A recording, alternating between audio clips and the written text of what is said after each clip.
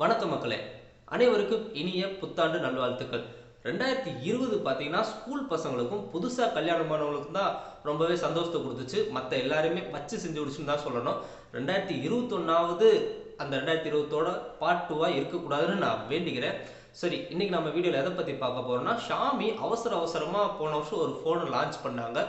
போன வருஷம்னா 2 நாளுக்கு முன்னாடி தான். எதுக்காக அப்படி அவசரமாக ஒரு ஃபோனை லான்ச் பண்ணாங்கன்னா, ஸ்னாப்டிராகன் 888ஓட லான்ச் பண்ணுற ஃபர்ஸ்ட் ஃபோன் இதுதான் அப்படின்னு சொல்கிறதுக்காக தான். அது என்ன ஃபோன்டா? Me 11 Mi 11. அந்த ஃபோனோட ஃபுல் ஸ்பெசிஃபிகேஷன், அந்த ப்ரைஸுக்கு அந்த ஃபோன் ஒர்த்தா, ப்ரைஸ் எவ்வளோ, வாங்கலாமா வேணாமா, என்னோட தாட்ஸ் என்னன்ட்டு இந்த வீடியோவில் பார்க்க போகிறோம். So let's get start. இந்த ஃபோனோட பெரிய ஹைலைட்டே பார்த்தீங்கன்னா, நான் ஆல்ரெடி சொன்ன மாதிரி தான், ஸ்னாப்டிராகன் 888ஓட லான்ச் ஆகிற ஃபஸ்ட்டு ஃபோன் இதுதான். ஸ்னாப்டிராகன் 888 பற்றி ஆல்ரெடி நான் ஒரு வீடியோவே போட்டிருக்கேன், என்னென்ன ஸ்பெசிஃபிகேஷன் எவ்வளோ பவர்ஃபுல்லானதுன்ட்டு. ஸோ சிம்பிளாக சொன்னா, இன்னைக்கு தேதிக்கு most powerful processor in the world. கிட்டத்தட்ட ஆப்பிளோட A14 பயானிக்கே டஃப் கொடுக்கக்கூடியது. அந்தளவுக்கு பவர்ஃபுல்லான ப்ராசஸர் தான். நார்மலான யூஸாக இருந்தாலும் சரி, கேமிங்காக இருந்தாலும் சரி, எடிட்டிங்காக இருந்தாலும் சரி, எவ்வளோ ஹெவியான டாஸ்க்காக இருந்தாலுமே இது ரொம்ப ஈஸியாகவே ஹேண்டில் பண்ணும். அது கூடவே பார்த்தீங்கன்னா, ஸ்னாப்டிராகனோட புது சிப்பான X60 5G மோடம் கொடுத்துருக்காங்க. அஃப்கோர்ஸ் இது ஒரு 5G ஃபோன். LPDDR5 ரேம் கொடுத்துருக்காங்க. UFS 3.1 ஸ்டோரேஜ் டைப்புமே கொடுத்துருக்காங்க. பேஸ் வேரியண்ட்டை பார்த்தீங்கன்னா 8GB ரேம் கொடுத்துருக்காங்க.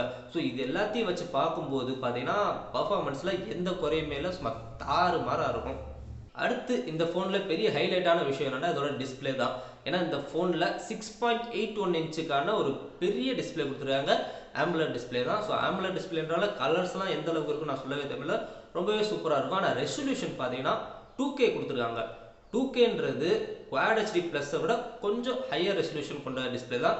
ஸோ இந்த ஃபோனில் நீங்கள் 144pல ஒரு யூடியூப் வீடியோஸ் பார்த்தா கூட டீட்டெயில்ஸ் அவ்வளோ அழகாக இருக்கும்.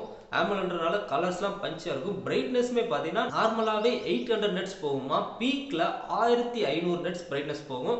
ஸோ 1500ன்றது இதான் இருக்கிறதுலே ஹையஸ்ட் பிரைட்னஸ் லெவல் ஒரு மொபைல் ஃபோனுக்கு. அப்படி இருக்கும்போது டைரக்ட் சன்லைட்டில் யூஸ் பண்ணாலும் சரி, இல்லை இன்டோர் அவுட்டோர் எங்கே யூஸ் பண்ணாலும் நல்ல பிரைட்டான டிஸ்பிளேவாக இருக்கும். இதில் பார்த்தீங்கன்னா HDR10+ சப்போர்ட் கொடுத்துருக்காங்க. ப்ரொடக்ஷனுக்கு கொரில்லா கிளாஸ் விக்டஸ் இருக்கிறதுலே டஃப்பான கொரில்லா கிளாஸ் அதுவுமே கொடுத்துருக்காங்க. இதில் 120 ஹெர்ட்ஸ்க்கான ஹையர் ரெஃப்ரெஷ் ரேட் கொடுத்துருக்காங்க. அது மட்டும் இல்லாமல் 480 ஹெர்ட்ஸ்க்கான டச் சாம்பிளிங் ரேட்டுமே கொடுத்துருக்காங்க. இது எந்த அளவுக்கு ஸ்மூத்தாக இருக்குன்னா, 1 லிட்டர் எண்ணெயை தரையில் ஊற்றி உங்கள் கையை வச்சு தொட்டால் எந்த அளவுக்கு ஸ்மூத்தாக இருக்குமோ அந்த அளவுக்கு இந்த டிஸ்பிளே ரொம்பவே ஸ்மூத்தாக இருக்கும். இந்த டிஸ்பிளேயுமே ஃப்ரண்ட்டில் பார்த்தீங்கன்னா பெசில்ஸே இல்லை, அந்த பஞ்ச் மட்டும் லைட்டாக ஓரத்தில் இருக்குது. பட் கவுடான டிஸ்பிளே வேறு, ஃபுல் அண்ட் ஃபுல்லாகவே ஒரு டிஸ்பிளே மாதிரி தான் இருக்குது. டிசைன்ட்டு பார்த்தீங்கன்னா பேக்கில் ஒரு மாதிரி ஒரு சில டம்மி ஃபோன்ஸ்னு சொல்லுவாங்க பார்த்தீங்கன்னா ஷோரூம்லாம், அந்த மாதிரி தான் அது இருக்குது பேக்கில் பார்க்கும்போது. ஆனால் ஃப்ரண்ட்டில் உண்மையிலே தாறுமாறாக இருக்குது. இந்த ஃபோன் கையில் வச்சுருந்தீங்கன்னா இது கண்டிப்பாக ஒரு ப்ரீமியமான ஃபீல் கொடுக்கும். ஒரு ஃப்ளாக்ஷிப் ஃபோன் தான் நம்ம கையில் வச்சுருக்கோம் அப்படின்னு உங்களுக்கு தோணும். டிஸ்பிளே மேட் பார்த்தீங்கன்னா இந்த டிஸ்பிளேக்கு A+ கிரேடை கொடுத்துருக்காங்க. அந்த அளவுக்கு மார்க்கெட்டில் இது ஒரு சூப்பரான டிஸ்பிளே அப்படின்ட்டு பேர் எடுத்திருக்கு. லாஸ்ட் இயர் பார்த்தீங்கன்னா ஷாமி கேமராஸில் ரொம்பவே இம்பார்ட்டன்ஸ் கொடுத்துருந்தாங்க, நல்லாவே பண்ணியிருந்தாங்க. அவங்களோட மீ 10 சீரிஸ்லாம் பார்த்தீங்கன்னா DxO மார்க்கில் ரொம்ப ஹையாகவே ஸ்கோர் பண்ணிருச்சு. இப்போ இந்த மீ 11லையுமே கேமராஸ் நல்லா கொடுத்துருக்காங்களான்னு பார்க்கலாம். மெயின் கேமரா பார்த்தீங்கன்னா 108 மெகா பிக்சல் கொடுத்துருக்காங்க. இனிமேல் வர எல்லா ஃப்ளாக்ஷிப் ஃபோன்லையும் இந்த சென்சாரை அடிக்கடி பார்ப்பீங்க. ஸோ இந்த 108 மெகா பிக்சல் கூட பார்த்தீங்கன்னா f1.9 அப்பாச்சர் சைஸ் கொடுத்துருக்காங்க. அப்பாச்சர் வந்து எந்த அளவுக்கு கம்மியாக இருக்கும், அதாவது 1.5 1.6ன்னு கம்மியாக இருந்துச்சுன்னா லைட் அந்த அளவுக்கு உள்ளே போகும். ஸோ லோ லைட்டில் வந்து நல்ல ஃபோட்டோஸ் கிடைக்கும். பட் இந்த ஃபோனில் 1.9ன்றது அந்த அளவுக்கு நல்ல அப்பாச்சர் சைஸ் இல்லையே அப்படின்னு நம்ம யோசிச்சோம்னா, ஷாமி என்ன சொல்கிறாங்கன்னா, இதில் வந்து சென்சார் வந்து பெரிய சென்சார் யூஸ் பண்ணியிருக்கோம். அது மட்டும் இல்லாமல் இந்த ஃபோனுக்காக தனியாக ஒரு அல்காரிதமே பில்ட் பண்ணியிருக்கோம். அது மட்டும் இல்லாமல் பிக்சல் பின்னிங் டெக்னாலஜி எல்லாத்தையுமே வச்சு பார்க்கும்போது இந்த ஃபோட்டோஸ் வந்து லோ லைட்டுக்கு ரொம்பவே சூப்பராக இருக்கும் அப்படின்னு சொல்கிறாங்க. பட் எல்லா ஃபோன் லான்ச்லேயுமே இப்படி தான் சொல்லுவாங்க. ஃபோன் கையில் வந்து யூஸ் பண்ணுற வரைக்கும் நம்மளால் எதுவுமே சொல்ல முடியாது. இதில் ஆப்டிக்கல் இமேஜ் ஸ்டெபிலைசேஷன் கூட கொடுத்துருக்காங்க. அடுத்து பார்த்தீங்கன்னா ஒரு 13 மெகா பிக்சலுக்கான அல்ட்ரா வைட் லென்ஸ். இது பார்த்தீங்கன்னா 123 டிகிரி கொடுத்துருக்காங்க. ஸோ ரொம்ப நிறைய ஏரியா கவர் பண்ணுறதுக்கு இந்த அல்ட்ரா வைட் யூஸ்ஃபுல்லாக இருக்கும். அடுத்து ஒரு 5 மெகா பிக்சலுக்கான டெலஃபோட்டோ லென்ஸ். ஆக்சுவலாக இந்த லென்ஸ் தான் பார்த்தீங்கன்னா மேக்ரோ கேமராவும் எடுக்க முடியும். ரெண்டுமே ஒரே கேமராவில் கொடுத்து நல்ல விஷயம் தான். பட் இந்த டெலஃபோட்டோ லென்ஸில் எனக்கு ஒரு சில விஷயங்கள் புரியலை. நானும் வெப்சைட்டில் பார்த்தேன். அவங்க என்ன சொல்லியிருக்காங்கன்னா, இதில் 50x வரைக்குமான ஒரு டிஜிட்டலாக ஜூம் பண்ணிக்க முடியும் அப்படின்னு சொல்கிறாங்க. பட் ஆப்டிக்கலாக இது எத்தனை எக்ஸ் வரைக்கும் ஜூம் பண்ண முடியும் அப்படின்ட்டு அவங்க மென்ஷன் பண்ணவே இல்லை. நானும் 2-3 வெப்சைட்டில் பார்த்தேன். எனக்கு சரியாக எதுவும் தெரியல. மேபி இப்போ நீங்கள் வீடியோ பார்த்துக்கிட்டீங்கன்னா உங்களுக்கு தெரியறதுக்கு சான்ஸ் இருக்குது. அப்படி கரெக்டாக இது எத்தனை ஆப்டிக்கல் ஜூம் போகும்னு தெரிஞ்சுன்னா கமெண்ட்டில் சொல்லுங்கள். இப்போதைக்கு எனக்கு எந்த ஐடியாவுமே இல்லை. ஃப்ரண்ட்டில் பார்த்தீங்கன்னா ஒரு 20 மெகா பிக்சலுக்கான செல்ஃபி கேமரா கொடுத்துருக்காங்க. வீடியோஸ்னு வரப்ப அந்த மெயின் கேமரா மூலமாக 8K வீடியோ 24 FPS அண்ட் 30 FPSல எடுத்துக்க முடியும். 4K வீடியோ 60 FPS வரைக்கும் எடுக்க முடியும். 1080p வீடியோ பார்த்தீங்கன்னா 120, 240, 480 வரைக்குமான வீடியோ எடுத்துக்க முடியும். அந்த அளவுக்கு ஆப்ஷன் கொடுத்துருக்காங்க. இப்போ கொஞ்ச நாளாவே பார்த்தீங்கன்னா ஷாமி வீடியோஸ்லையும் இம்பார்ட்டன்ஸ் கொடுக்குறாங்க. அதாவது வீடியோ குவாலிட்டி இம்ப்ரூவ் பண்ணுறாங்களோ இல்லையோ, பட் ஆப்ஷன்ஸ் ஃபீச்சர்ஸ்லாம் பார்த்தீங்கன்னா வீடியோக்கு எக்கச்சக்கமாக கொடுத்துருக்காங்க. இந்த ஃபோன்லேயே அந்த மாதிரி தான் கொடுத்துருக்காங்க. ஃப்ரண்ட் கேமராவில் 1080p 30 வரைக்குமான வீடியோ எடுத்துக்க முடியும். அடுத்து ரொம்பவே முக்கியமான விஷயம் பேட்டரி லைஃப். இதில் பார்த்தீங்கன்னா 4600 mAh கொடுத்துருக்காங்க. நம்ம 2020 பார்த்தீங்கன்னா 4600 mAhன்றது ரொம்பவே கம்மி தான். நம்ம 5000, 6000, 7000 mAh பார்த்துட்டோம்.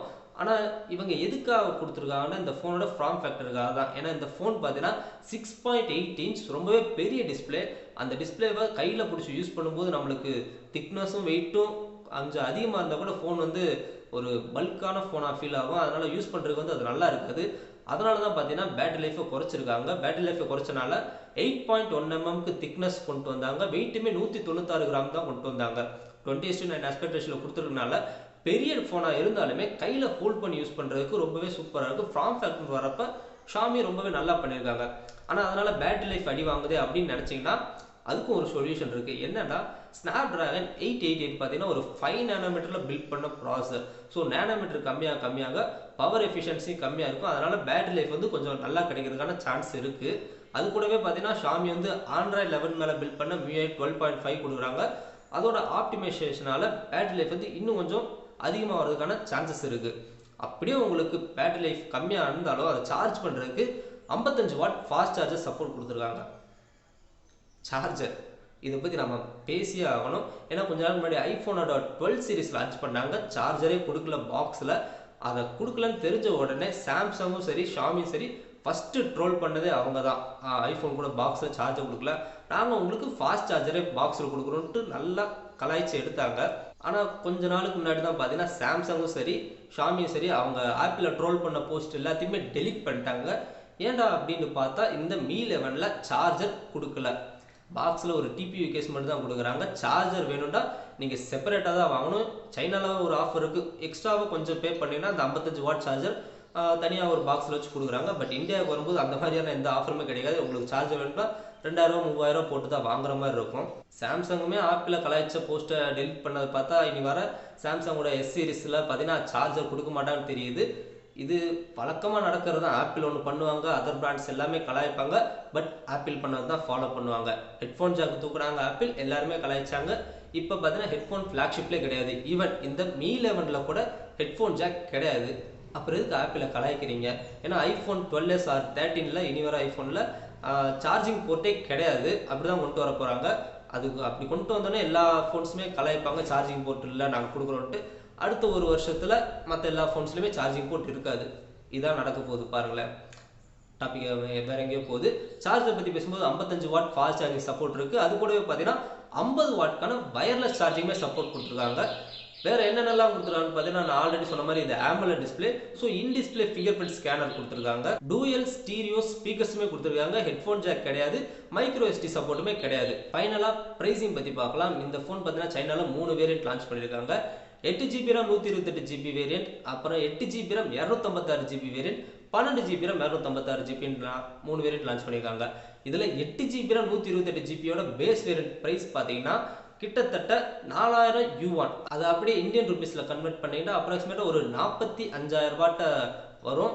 அந்த ஃபோன் இந்தியாவுக்கு வந்துச்சுன்னா ஜிஎஸ்டி டேக்ஸ் அது இதுன்னு போட்டு ஒரு ரவுண்டாக ஒரு 50,000 ரூபாய்க்கு கொண்டு வருவாங்க.